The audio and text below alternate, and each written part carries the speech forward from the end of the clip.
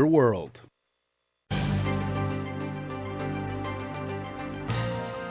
Holiday, everybody, and that is the holiday spirit on full display. And hospitality abounds here in the Harmon Studios because GVB is in the house. Josh and Bobby are here, and we are going to talk about a small, tiny event. A small, tiny event. That takes place in this little, this little smack sliver in the of middle island. of summer. That a few people are expected to attend. The BBQ Block Party is happening. It's going to happen this weekend. It's going to be the time of on Guam. That's the place to be. It's the pinnacle of summer, so I feel like. Yeah, we're really pumped and excited and hungry. And the reason why your eyes are bloodshot is because you have not been sleeping putting this whole thing together. Yeah, I was up a little early today, but it's fine. Well, no problem. Bobby, good to have you, man. Hey, thank you. Thank you for having us here. We're honored to be here. Okay, so since Josh has been here like a bunch of times, we're talking about this and everything, but not a lot of people, and probably regrettably so, realize that you are the founder or creator, the man who actually conceptualized the idea behind and it was not always called the BBQ Block Party in your original vision, right? No, actually, the original idea was to have an World Barbecue Festival, which would include chefs from around the region, which is Japan, Korea, China, Taiwan, Philippines, CNMI, and have them come here to have a friendly competition with our local boys.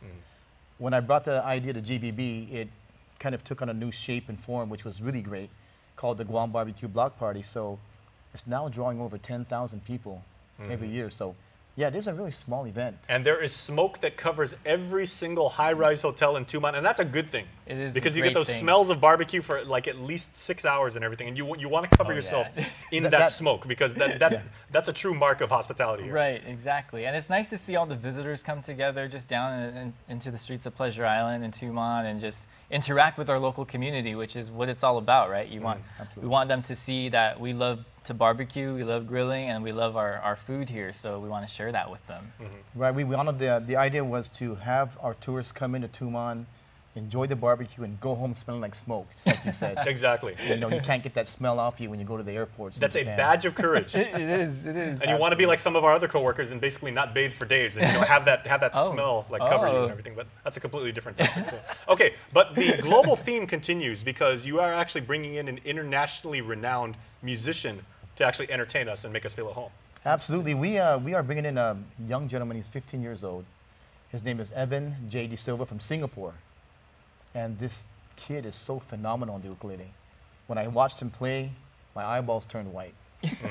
That's how good he is. So I kind of thought he would be a good fit for the BBQ Block Party because in our barbecues here on Guam, barbecues bring people together, right? Families get together. Heck, we have barbecues just to plan another barbecue. Exactly. And so the pre-barbecue. And the many people that came from off island, our military family, visitors that get a chance to attend one of our barbecues, always say, man, they've never tasted barbecue like this. So I think it's everyone's opinion that our barbecue is really up there with other cuisines and other barbecues. I think we've got one of the best in the world. Exactly. And it's something we should boast about. Yeah, and it's a part of our Chamorro culture because when I was young, Jason, I remember just being at the house, and this was in the old days, 70s. Families would come by unannounced and honk their horn and, "Hey!" And then when we come out, "Oh yeah, come on in," and we would invite them in. We spend the day with them, and barbecue was part of that. And so you don't see that happening nowadays, right? So it's a part of our culture that's always been with us from the time we were born up to now. That's why you'd always have the freezer in the back. You'd always have like ribs, chicken, everything like ready to go. And somebody comes over, fire up the grill. Here we go. So I know we all had a barbecue one time or another, or we've all had people come to our barbecues. So barbecue is very synonymous with Chamorro culture, and it's synonymous with friendship, care, loving, generosity, sharing. So it really means so much more than just barbecue, right? It's social currency also, Josh. I feel like it is. It connects us. It really it bonds people. Like the strangers become friends. Right. You don't even need friends to speak become any lovers language. in some cases. Yeah. All you see is someone holding a turkey leg. Yeah. And they look at you and they're like. And you kind of wonder how many. Want to go get a drink? And you kind of wonder how many business deals have been closed to a barbecue, right?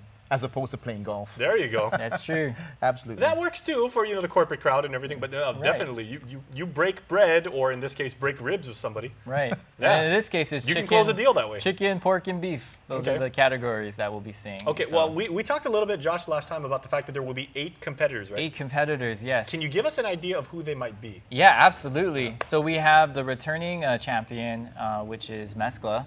So Chef Peter Duenas and his team will Going be, for the three-peat, right? Yeah, that's what I asked him at the press conference. He kind of just looked at me like, whoo, we'll see.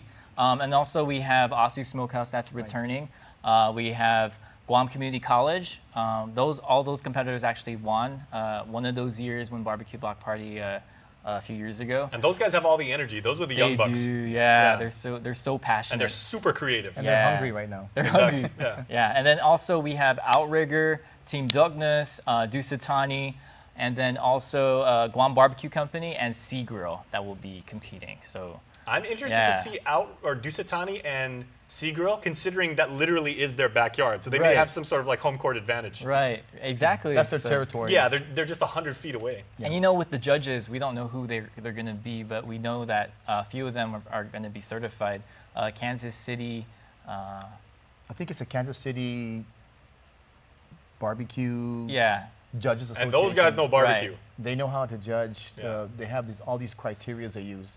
But the one criteria they forgot to put in is when you taste the meat, if your eyeballs turn white, then you know it's good. Yeah. And well, especially if they're coming from Kansas City, they have a tendency to appreciate sweetness with spicy. But man, if you ever bite into like a well done Chamorro barbecue rib and you get that little bit of tostas in the corner, right, like where it's all